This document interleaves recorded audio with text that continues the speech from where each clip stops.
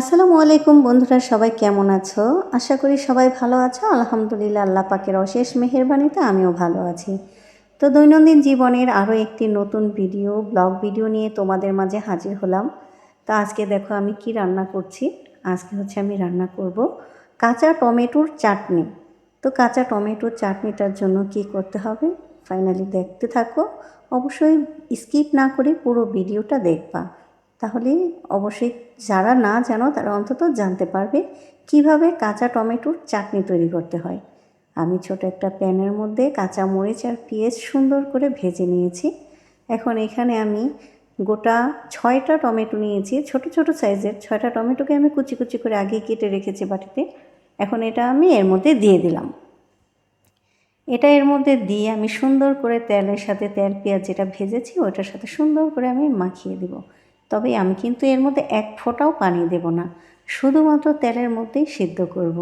তা আমি একটু পরিমাণে তেল বেশিই দিয়েছি যাতে করে সুন্দর মতো ভাজা ভাজা হয় টমেটোটা। তো কাঁচা টমেটো চাটনি কে কে পছন্দ করো অবশ্যই কমেন্টে জানাবা। কাঁচা টমেটো চাটনিটা কিন্তু সেই স্বাদ হয়, একবার করে খেয়ে দেখো তাহলে বুঝতে পারবে। এখন আমি এখানে স্বাদ মতো লবণ দিয়ে দিব। স্বাদ মতো লবণ দিয়ে এটাকে আমি সুন্দর করে নেড়ে চেড়ে একদম ভালো করে মাখিয়ে নিব, যাতে করে সম্পূর্ণ লবণটা টমেটোর মধ্যে ঢুকে যায়। সম্পূর্ণ টমেটোটার মধ্যে যদি লবণটা না ঢোকে তাহলে কোনো দিক দিয়ে লবণ কম লাগবে, কেননা আমি এখানে পানি দেব না। পানি দিলে হয়তো একটু ভালো হয়, কিন্তু আমি এর মধ্যে পানি দেব না। সুন্দর করে মাখামাখা করে এখন এখানে দিয়ে দেবো আমি একটা স্পাইসি ম্যাগি মশলা। ম্যাগি মশলাটা দিলে স্বাদটা আরও একটু বাড়ে। তো বন্ধুরা, কারা কারা ম্যাগি মশলাটা পছন্দ করো তারাও একটু কমেন্ট করে ফেলো। ম্যাগি মশলার স্বাদটা যে কী সেটা যারা না খেয়েছে তারা একদম বুঝবে না। এখন এই ম্যাগি মশলাটাকে আমি সুন্দর করে টমেটোর সাথে অ্যাডজাস্ট করে একদম মাখা মাখা করে দেব, উপর নিচ করে উল্টে পাল্টে একদম সুন্দর করে মাখা মাখা করে দেব, যাতে করে সমস্ত টমেটোর মধ্যেই মশলাটা ঢুকে যায়। এরপরে আমি এখন এটাকে একটু ভাপে সিদ্ধ করে নেব, হালকা আঁচ দিব যাতে করে এটা সিদ্ধ হয়ে যায়। দেখো বন্ধুরা, ফাইনালি 5 মিনিটের মধ্যে আমার ভাজিটা একদম সুন্দর হয়ে গেছে। এই চাটনিটা কে কে পছন্দ করো অবশ্যই কমেন্ট করবা। দেখো একদম ফাইনালি সিদ্ধ হয়ে গেছে, তেল উঠে গেছে। তা আমি এটাকে সুন্দর করে উল্টে পাল্টে আর একটু নাড়াচাড়া দিয়ে সিদ্ধ করে নিচ্ছে। ভালো করে ভাজা ভাজা করে নিলে খেতে কিন্তু অনেকটাই টেস্টি হবে। তো বন্ধুরা, এখন দেখো আমি এর মধ্যে কী দেবো, এখন এখানে দিয়ে দেবো আমি ধনেপাতা কুচি।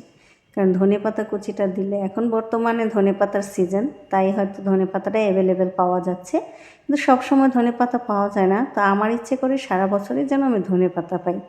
এখন এই ধনেপাতাটাকে আমি চাটনিটার সাথে অ্যাড করে দেবো, একদম সুন্দর করে উপরে নিচে ভালো করে মেখে সুন্দর করে এটার সাথে অ্যাডজাস্ট করে দিব। ধনেপাতাটা যদি চাটনিটার সাথে অ্যাডজাস্ট হয়ে যায় তাহলে সুন্দর আরও একটা ফ্লেভার আসবে। সুন্দর করে আমি গুছিয়ে রাখলাম যাতে করে এই ধনেপাতাটা সিদ্ধ হয়ে যায় ভেতরে। তো বন্ধুরা দেখো ফাইনালি আমার ভাজিটার লুকটা কত সুন্দর হয়েছে। তো কারা কারা এরকম টমেটোর চাটনি পছন্দ করো, কাঁচা টমেটোর চাটনি। দেখো বন্ধুরা, ধনেপাতাটা একদম সিদ্ধ হয়ে গেছে এবং তেল উঠে একদম ভাজিটা স্পাইসি হয়ে গেছে। তা আমরা এটাকে ভাজিও বলি, চাটনিও বলি, কে কী বলো আমি জানি না, তবে টমেটোর চাটনিটা বললেই সুন্দর মানায়। দেখো বন্ধুরা, আমার চাটনিটা কত সুন্দর হয়েছে, একদম তেল উঠে গেছে। আমি কিন্তু তেলের মধ্যেই ভাজা ভাজা করেছি। কার কার খেতে ভালো লাগে চলে এসো আমার বাড়ি।